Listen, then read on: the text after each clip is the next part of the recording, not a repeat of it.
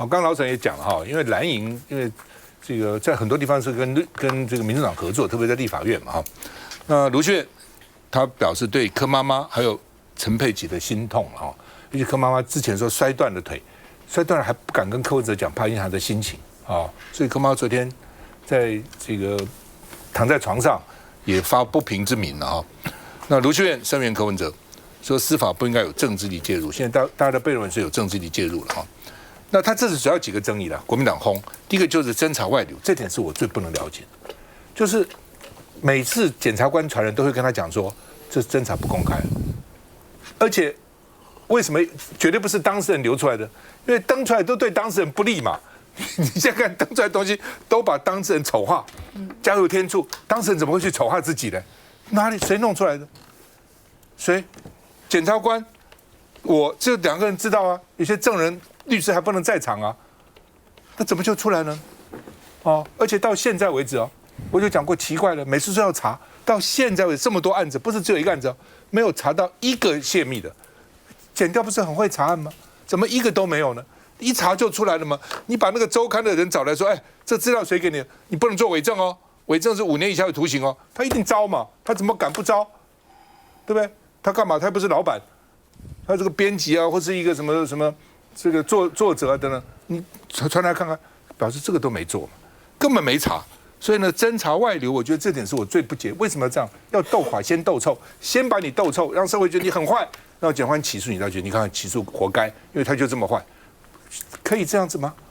另外，就家人取供了，哦，都压很久了哈，还有在病房也去取供了。另外就无限抗告，柯文哲开之后，法官是要放的，检察官不行，抗告，法官要放，抗告，法官要放，再抗告。后来法官就问检察官：“你到底要抗告到什么时候？”检察官说：“到了证人通通诘问完毕为止。”那有证人不在的话怎么办呢？哦，所以就一直压。插一句好不好？你刚才讲一句，我是有意见的。因为对媒体的从业人员来讲，对自己不利。他可以拒绝检察官有关消息来源的问题，不行，他可以拒绝回答，不行，可以，你问他可以，但是那就关起来嘛。他可以拒绝回答，你就关起来讲，可以拒绝回答。你怎么拒绝？检察官传你什么东西，可以什么都要讲的，怎么拒绝？媒体人员有这个权利，没有这个权利了。那是什么地方？法律有这个权利吗？没有了，没有了。你是找过看，法律有这个权利。检察官侦讯你就要据实回答，不能做伪证。什么不知道？你可以说你不知道，你不能做伪证了。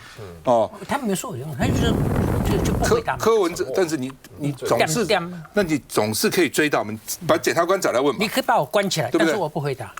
柯文哲一审宣判，吴宗宪说图利罪有争议的，变成一个政治攻击。因为吴宗宪也做过检察官了哈，那反正争议很多了。小审1500。哦，1500是什么？前经后泻的问题，病房哦，去病房，神经在病房的时候也被检察官去哦，说我去探他的病，检察官那么好去探他的病哈，然后呢，很多人到法庭上去翻供了啊，侦查的内容都被公开了啊，然后呢，有些是不是又需要羁押哦，就羁押那么久哈？另外呢，有没有政治迫害有争议了哈？那另外呢，这个说联合报的这个评论是说，对柯文哲这案是速审。很快审，重判，哦，但是郑文灿呢？其他人呢？哦，为什么拖那么久呢？我们看一下，整个的审理过程的确让大家有非常深的感觉，就是先射箭才画靶，蓝白合。我想最大的媒人就是民进党，都使得在野党有很深的觉悟。必须团结。郑丽文受邀到政大演讲，直球问答，无论是自家人还是柯文哲，郑丽文再度帮发声。我对于柯妈妈跟佩琪很关心，我希望他们要保重，但也希望他们要坚强，唯有坚强才帮得了柯 P。党团刚刚讨论就是鼓励大家有机会有时间就可以上来。上凯道讨公道，国民党心意十足。一正。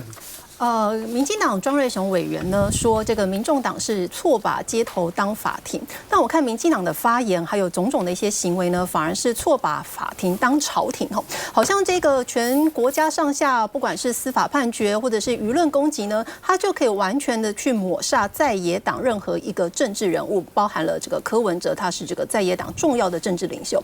那当然，对于这个柯文哲案呢，我们昨天国民党也是在第一时间就是发出了声援，这样子很多不管是新闻稿或是录影声明，在包含昨天郑丽文主席到政大演讲的时候，他也表达自己的看法。那立法院党团呢，也有表达非常清楚的，就是我们捍卫所谓的程序正义以及司法正义，不能说就像民进党一样哦，司法上判你有罪，舆论上判你有罪，就像我们刚刚吴峥发言人到现在都还在说，哎呀，这个就是怎么样的，好像这个柯文哲就是十恶不赦。所以你看得出来呢，其实大家现在最不满的就是包含从蔡英文时期，大家要记得这个蔡英文总统卸任，大家对他最负面的观感就是，你这个司法改革没有做好，大家对司法改革的这个不满意度呢超过了50%。这个是民进党长期执政，从蔡英文政府再到赖清德政府，到现在呢，现在赖清德政府还在用这样子的司法呢去摧毁人民的信任，甚至我们都怀疑现在人民对于司法已经是完全的绝望。而且我们也可以从这个柯文哲案呢看到，其实赖清德政府就是要用法律判决去改变我国的政治结构。你看一下柯文哲，他身为在野党的重要政治领袖，他却被宣判，你要长期的剥夺自由，判了17年，而且也判了褫夺公权。这个就是动摇政治领袖的这个政治生命，而且实质的去冲击，不管是民众党的运作，或者是未来蓝白合的运作，而且也当然是加深了民众长期对司法的不信任。你看到，不管从这个卢秀燕，再到郑丽文主席，再到我们的立法院，包含很多人民的声音，都觉得说，只要你是在野党，不管你是国民党还是民众党，好，上从柯文哲，下从国民党的党工，我们的案件呢就是高强度、高效率的被侦查审办。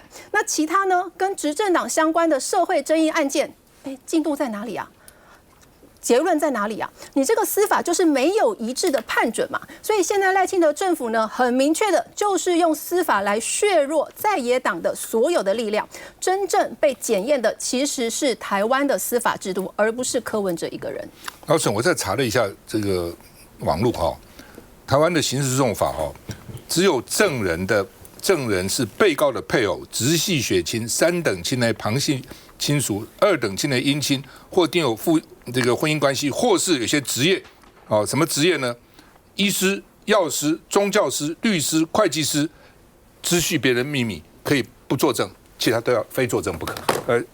黄大兄，我所了解的确实是如此这个案子刚才赵大哥讲了，就是侦查不公开，他就而公开了，而且是给特定的人，压人取供、无限抗告，这个我想这个也搞了1年多嘛所以大家就感觉上有人在介入这个案子。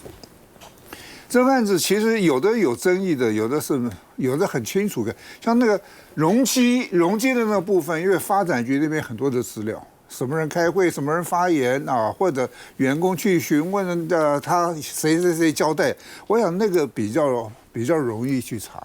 那个换成容积的图例，那个部分相对的是清楚的我想当过市议员、当过立法委员的人，大家都知道那个地方到底对不对当然，等到这个判决文资料1000页的资料出来以后，大家更容易去相对的去做了解但是这个1500万的这个部分，对不起，我要更正，1500，大家会想到是钱，尤其在 Excel 那个档案里面大家会，但是你毕竟是没有证据，至于我认识一些朋友，刚才我也跟在中间休息的，我也跟大家吧，我认为他没有党派的色彩，他们就想说应该有拿钱吧，因为议员都拿了4-5千万，他会没有拿吗？即使是你这样子认定，民主国家还是需要证据我觉得法官在这个收贿的这一方面我觉得证据感觉上是有点薄弱。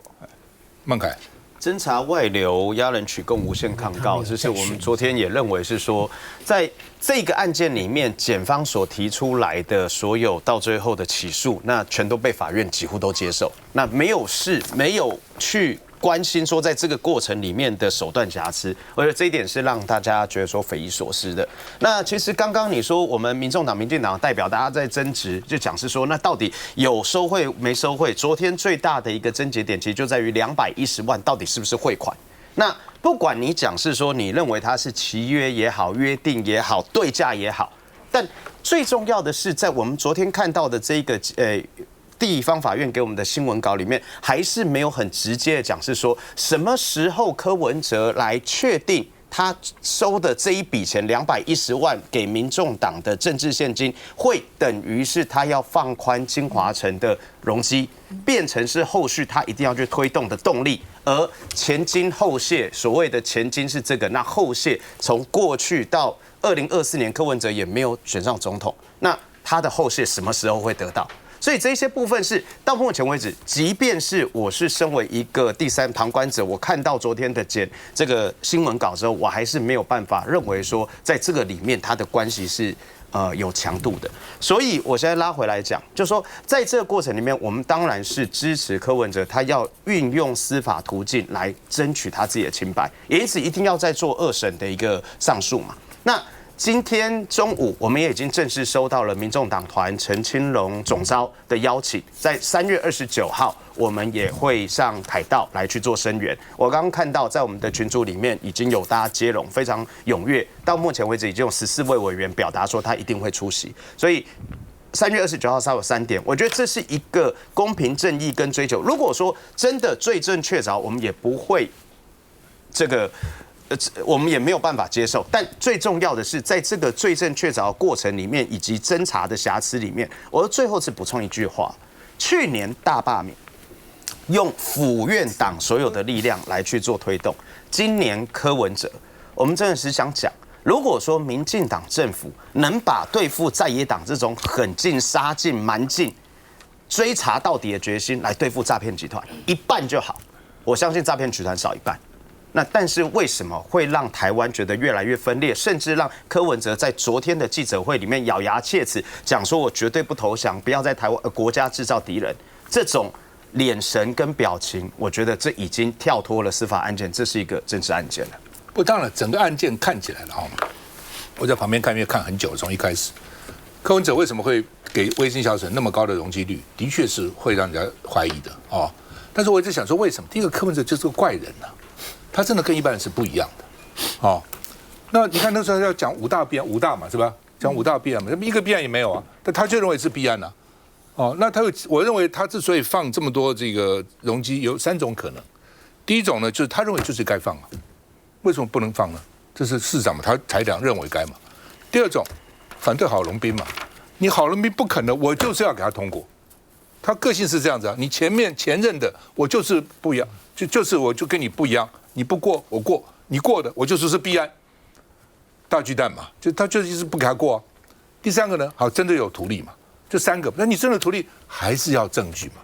罪行法定主义，你就是要证据嘛，你捉个贼都要捉赃嘛，对不对？所以那个扒手多厉害啊，在车上你抓他东西给旁边，你抓他我没有啊，没有你就不能定他罪啊。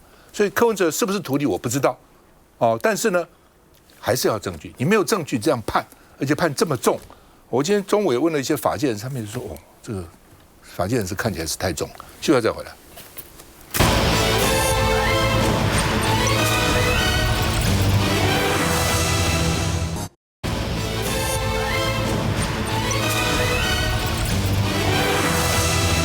好，柯文哲是不是2028总统大选没有资格了？内政部长刘世芳说。要判决定验才终审，其实乱讲，不是定验啊，不是定验哈，好吧？那内政部认为有变数，因为离登记还久嘛，2028还没有登记啊，哦，好，我们查一下哈，什么叫做总统、副总统选举罢免法？26条，有下列情事之一者，不得登记为总统、副总统候选人。下列情事什么？受死刑、无期徒刑或10年以上有期徒刑之判决尚未确定，不要定验，尚未确定。所以刚刚老沈讲，如果他下次登记2审判他，轻了，有可能哦。2审很难讲，2审搞不好觉得恐怕一年，嘿，恐怕赶得及。就是7年，就算判他个轻，还有资格，10年以下就有资格了哈。我是说时间上赶得及，赶不及了。对了，就时间，因为2028嘛，还早嘛，哦，就是看2审多快哦。2审有人说会很久，有人说很快了啊，就看吧。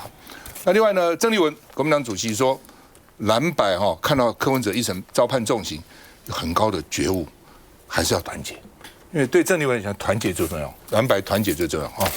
那另外呢，黄国昌说，执政党摆烂，所以在野党要扛起国家，所以柯文哲因为被判重刑，可能更催化了蓝白合。本来有人讲说，柯文哲出来以后，天天讲说不一定要和什么分进和解一大堆，柯文哲是不是变数？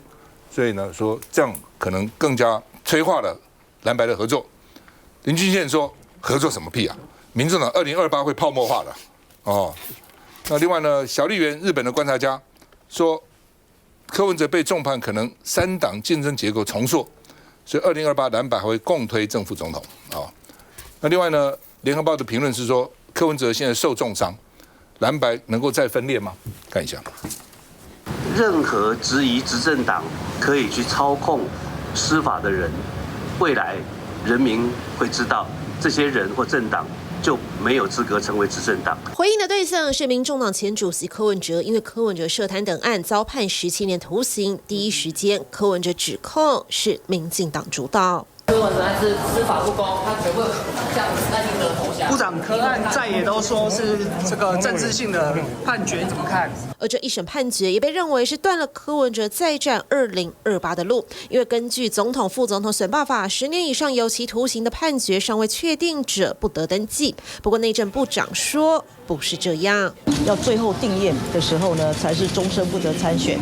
但是目前为止呢，这个还没有发生，也就是说，到下一次的总统、副总统要登记参选之前，如果法院有不同的判决的话，那我们会尊重法院的判决决定。毕竟，若是2审在下届总统大选登记前，且徒刑变为10年以下，柯文哲自然有机会。这眼下柯文哲彻底和民进党撕破脸，似乎也让2028的蓝白合更稳固。好吧，昨天他也说哈，你柯文哲质疑司法，没有资格成为执政党，你们在野党啊，国民党、民主党没有资格成为执政党。薛部，这个先讲说，卓荣泰说我们没有资格成为执政党，我觉得卓荣泰现在是大家。昨天柯 P 在讲说赖清德是纳粹嘛，或者是赖清德是希特勒嘛？我不晓得现在一个民主政治底下，居然有人可以说你不能作为执政党，你没有资格透过选举的方式来做执政的可能。这个是回到以前古代皇帝世袭还是怎么样？就是你指定的人才是可以当执政党吗？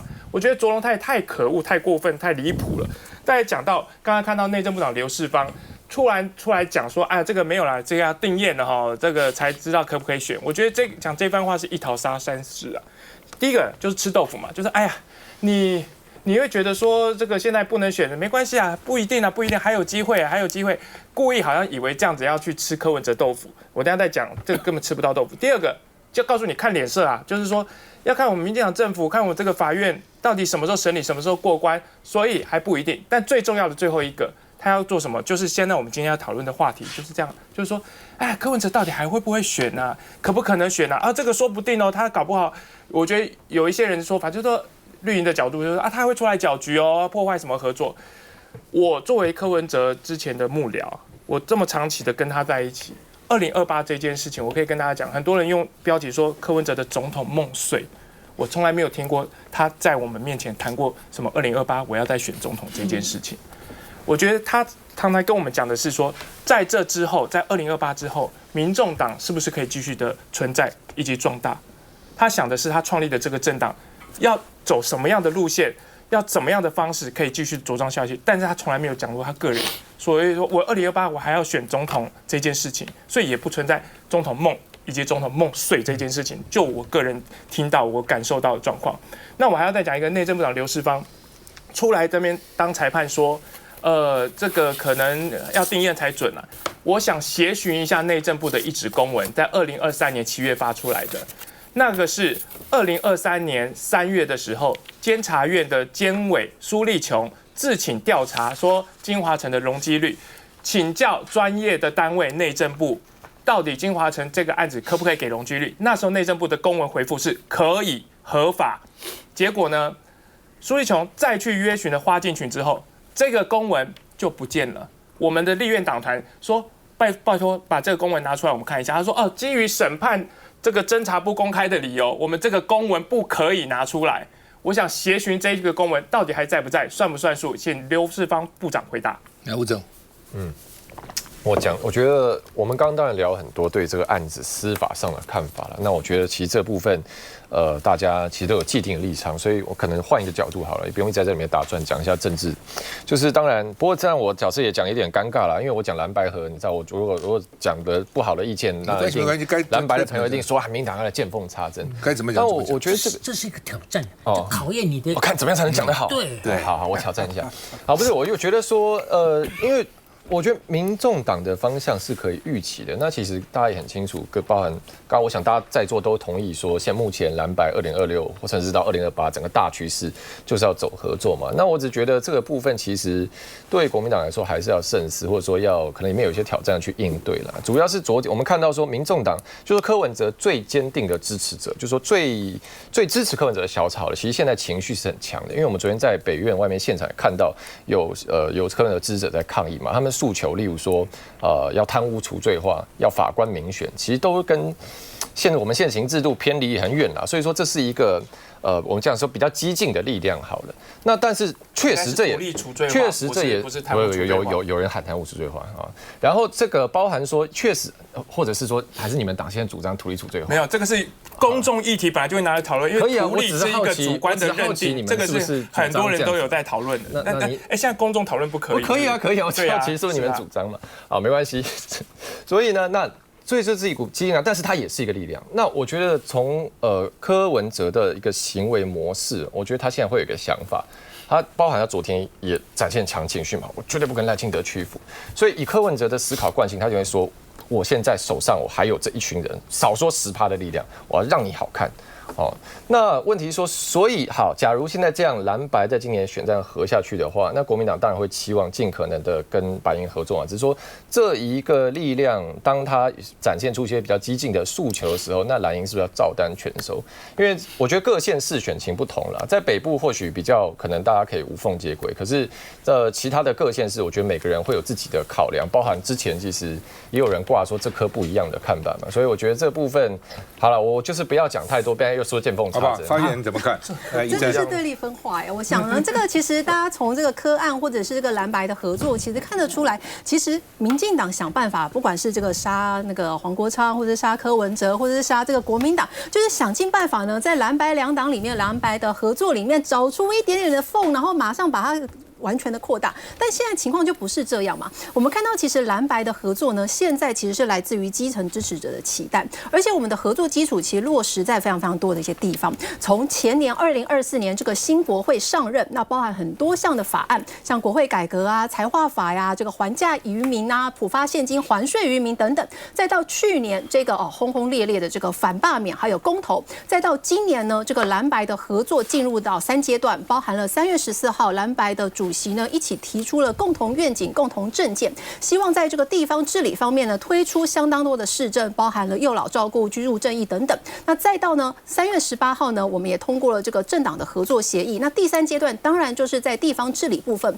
我们希望共推这个县市首长的候选人，再到县市议员等等的。所以很多的记者最近也在问说，那这个在野整合的这个方向啊，会不会有所改变？其实就我目前来看，包含很多基层的支持者，包含小草啊，或是国民两党的一些支持者，大家都不会有所改变。大家就是有很深的觉悟，就是我们没有办法合作，没有办法团结。如果我们被成功分化的话，我们2026跟2028就是绝对没有希望的。我来补充一下，你说，我跟你讲啊，你们这样讲都是没有抓到痒处，你知道吗？因为昨天这个判刑啊，对这个蓝白合2026，尤其是2028是有影响的。但对谁影响？对国民党影响。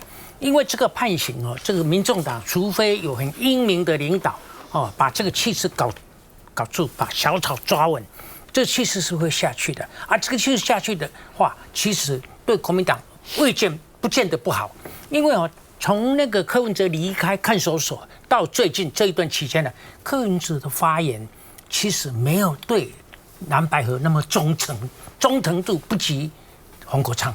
黄国昌对蓝白合的想法的主张是很坚定的。柯文哲常常讲一些例如那刚刚一些公讲，他常常把他自己的未来、自己的前途偷偷的放进去，你知道？就是说，配合从我公看吧。黄国昌他哪有这？他现在柯文哲的声音小了，或者没有了，这对国民党是好。但是呢，民众党的声势如果下去，国民党要有办法把下去的这一块捡上来，而且不但捡上来，还要更加发扬光大。那国民党就是对国民党就是好的但是呢，如果它掉下去的你没有捡起来，那你们两个加起来就未必赢过他们民进党，那就是坏的。我基本上是因为你现在政治很多东西它会有突发的事件发生了你发生突发的事，你怎么应对是蛮重要的一关嘛。那在2026呢，蓝白它必须要合作，县市它必须要合作。你关于新北来讲，黄国昌跟这个国民党的是黎世川，他就要合作他能不合作不可能嘛。同样在新竹市，国民党也支持高虹安继续选甚至将来这个张启凯嘉义那个地方都是要合作。他既然整个大环境是合作，那当然国民党在这时候必须要支持柯文哲，这不管柯文哲怎样就形势摆在这里了。国民党之前能够说我不理你，你自己去搞你自己，不可能嘛。需要再回来。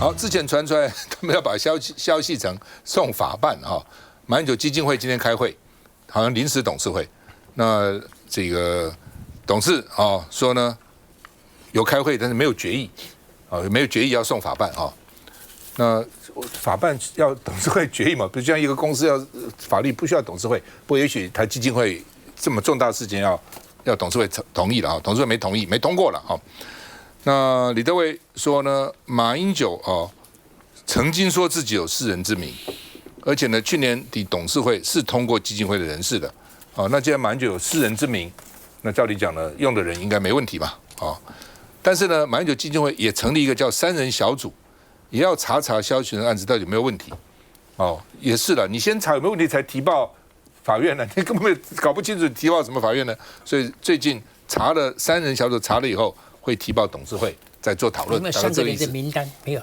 有3人小组薛湘川、尹启明、李德伟薛湘川、尹启明、李德伟。那另外呢，这个郑丽文大概到政大去演讲了，政大学生问说，为什么要选争议人物担任要职？意思就是说，萧锡成为什么当副主席？郑丽文就回答说，萧锡成不是争议人物而且做一个政党的领袖，如果怕事就切割。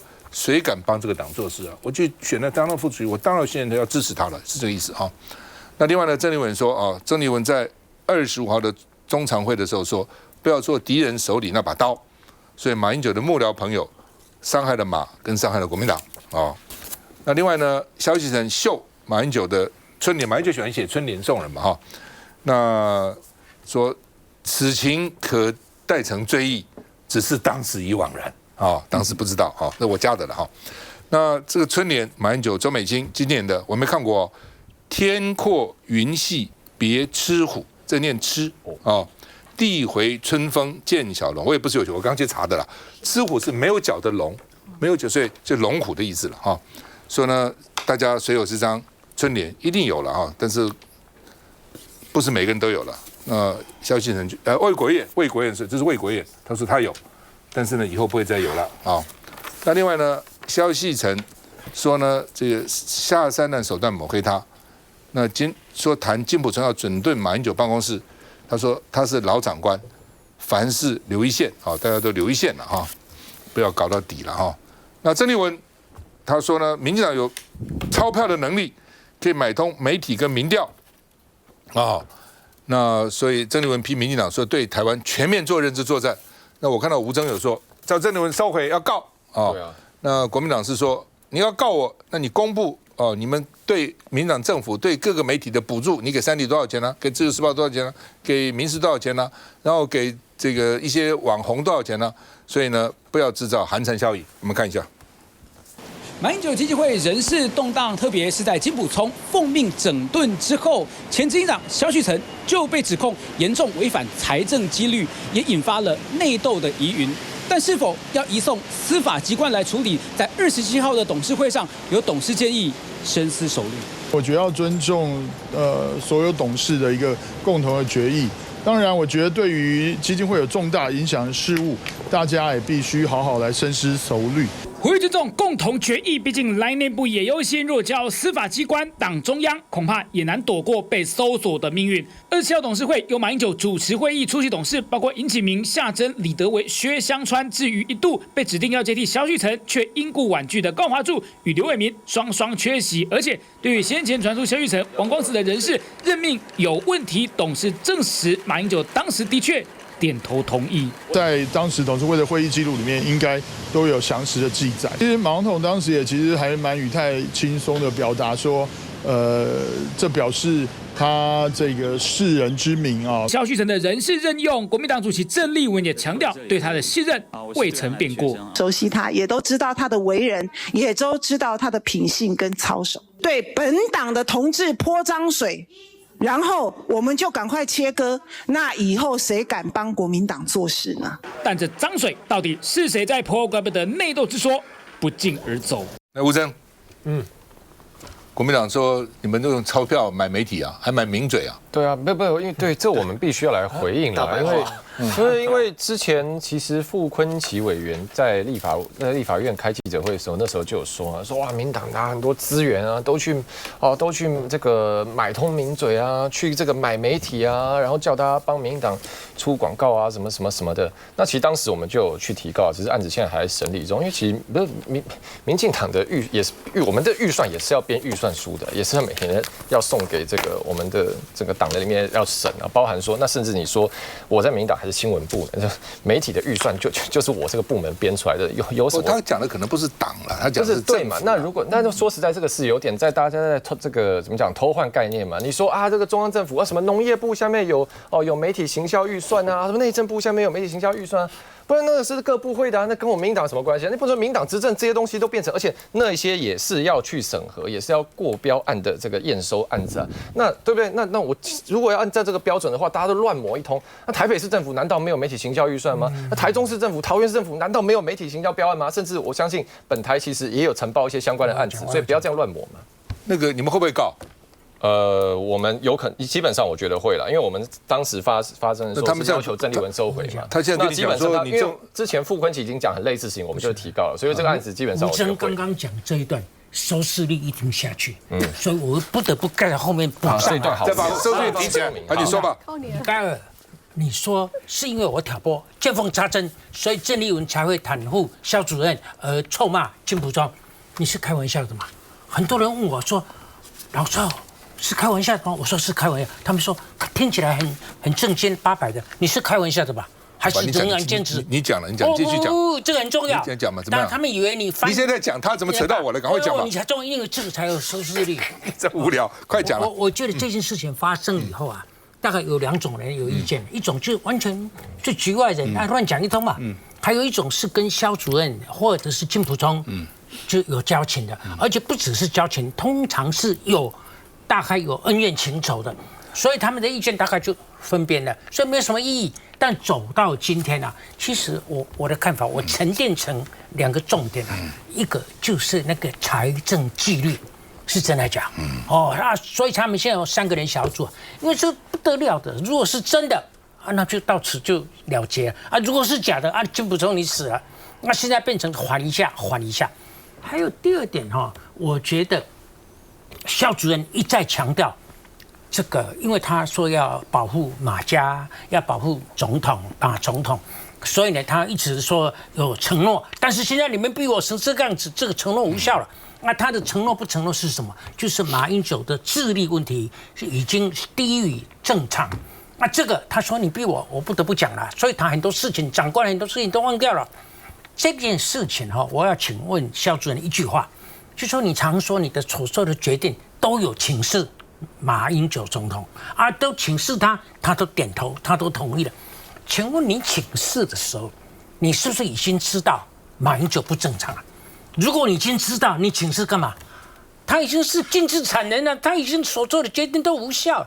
啊，他如果还没有不正常，那他都同意了，那马英九今天不应该对你开刀。所以很重要的，今天走到这个地方，已经纸包不住火，已经是网破鱼死的了。所以今天就只有一个结果，就是说这个萧旭成有没有歪钱？第二个，马总统，你既然被讲到说你的这个心智已经成这个样子啊，其实以后你的影响力，马办，我认为马办都可以停止做任何事情，马办也等于没有用了嘛。所以这个事情是很严重的。不过10年后都不重要了，回头看都不重要了，都是小事。俱往矣。不，老沈，我那时候为什么你要负责？因为你在我们节目里讲，对，你说郑丽文之所以用萧旭成当副主席，就是因为马办的关系。我不是在你节目讲的，不管你说你在前面，你不要往脸上贴金。你在这边有讲吗？因为我晓得你心思不对，我所以不在这里讲。不管你有重复这句话嘛，所以我才说老沈讲这个事情。你这样讲以后，郑丽文一定要替萧旭成辩论啊，他是他的副主席啊，你叫他辞，他怎么辞呢？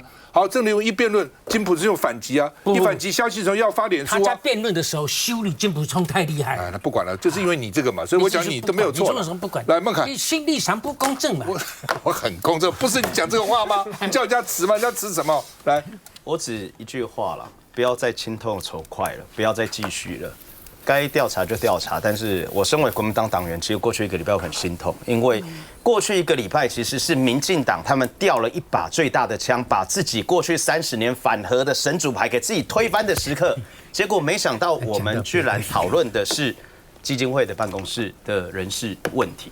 如果说大家这些大人们没有这样的一个认知的话，那国民党2026、2028年可能选的不会太好，也因此很沉重的呼吁。这件事情可以到此为止，但更重要的是，应该要把全部的精力锁定在对于公众议题、对于民生议题、对于民进党政府现在执政的问题，尤其是包括说之前讲的这些弊案的问题，我们持续追查，有任何声量、有任何发言的能力者，应该要锁定在这个部分上面。我觉得这才是我们现在必须要做的事。我还是要问宜珍，他国民党发言人啊。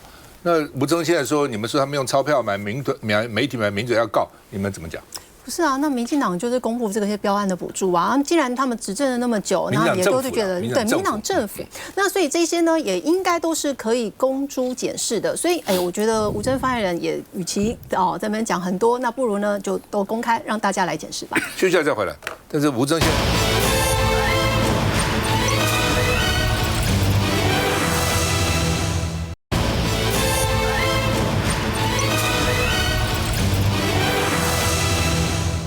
好，前财政部长严庆章，他的爱女严慧欣，不幸53岁这么年轻，人生其实风华正茂的时候过世了，他就是说他的学历也很好啊，他的法律跟政策谈判能力说都很好，威斯康星的，威斯康星的博士哈，所以呢，他是跟美国谈判的关键推手那赖清德也表示哀痛不舍，说感佩他为国家的贡献。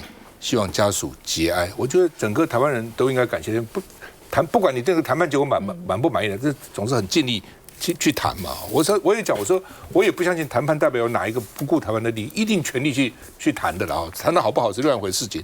川普的压力大不大，什么压力另外一回事情。那但是因为传出来说他被霸凌了，就是那怎么回事因为他有一个辞呈曝光了，那说他的建议的。他的建议被严厉驳斥，而且他一再谏言，但是也未获接纳，所以后来他就辞职，身体当然也不好，也等等了，所以外界就像他的那个谈判的这个整个总代表叫杨珍妮，当过国贸局长的那卓荣泰说，那就由外部委员会负责，因为内部你就不相信嘛，就由外部委员会负责，行政院会给社会家属一个交代。那如果说你们认为他有受到霸凌，那就调查嘛，那政府要颁一个勋章给他，家属说很感谢，但是呢婉拒了那杨珍妮下午呢因公请假，大概也不愿意在这时候面对媒体了那另外到底长官没有霸凌他说呢幕僚圈早就有耳闻说呢，杨珍妮的要求很严格，因为他说这是国家给我的责任，说我们一定要严格啊。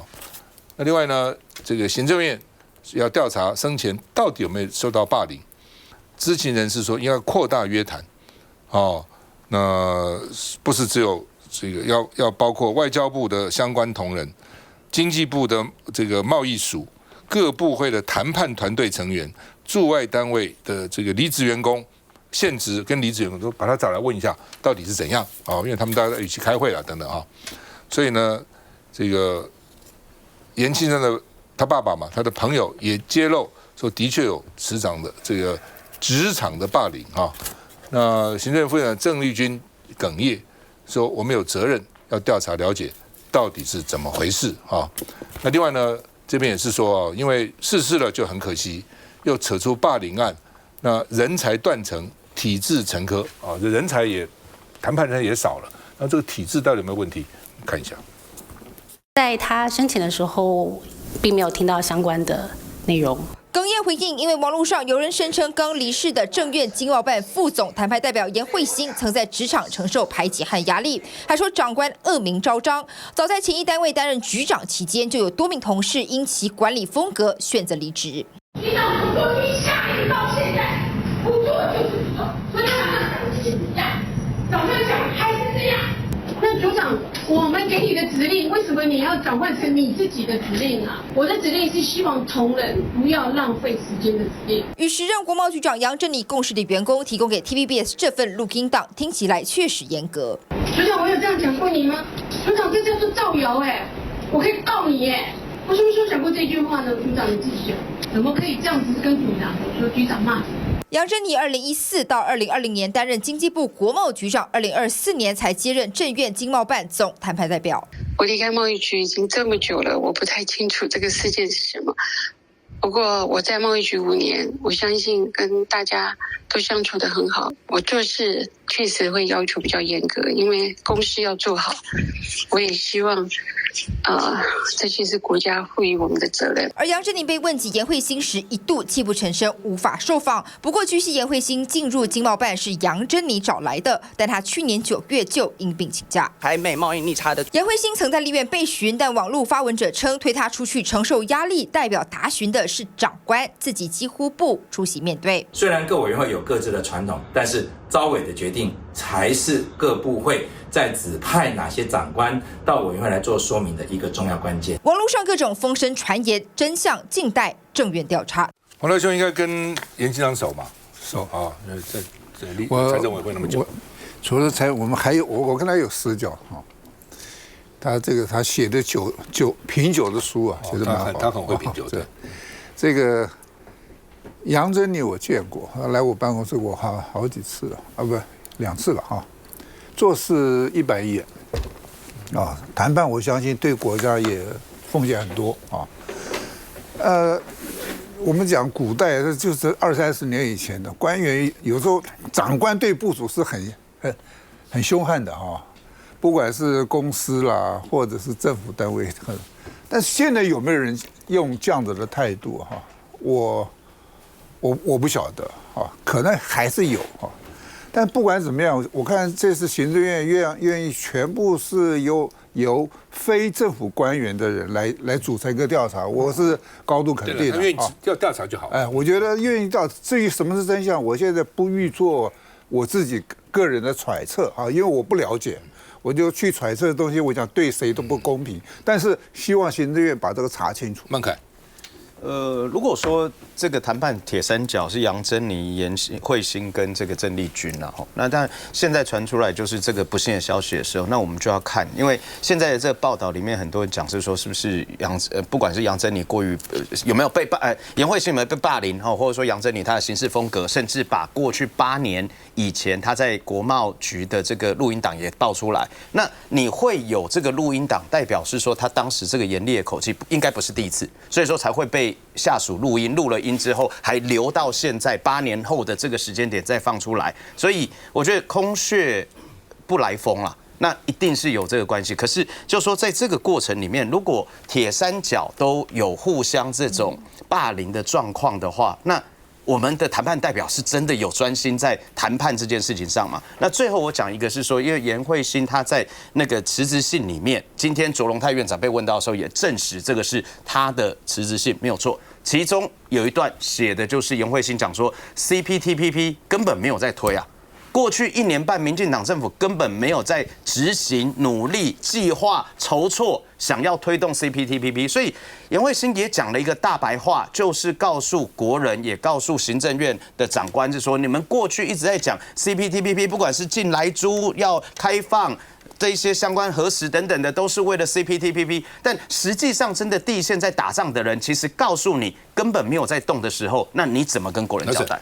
我觉得杨慧欣这个案子啊，这个行政院严肃以对，而且大动干戈要调查，我觉得跟杨慧欣的老爸是严庆章有关系。如果他没有一个名字叫严庆章的老爸，我觉得今天不会这个样子。但是我觉得你听我讲完，我跟你讲啊，我觉得调查的结果到最后一定是不了了之，因为什么？2个原因。第一，杨慧欣的病，虽然我们都不晓得她得什么病，但跟她被霸凌没有关系，绝对没有关系。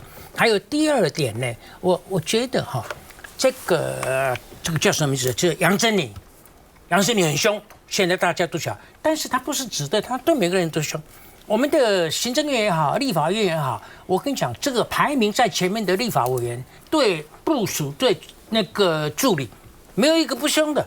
你看当年的我的前辈啊，每一个都凶，包括本人在内，你不凶不行了，你知道？所以这样的凶不叫霸凌。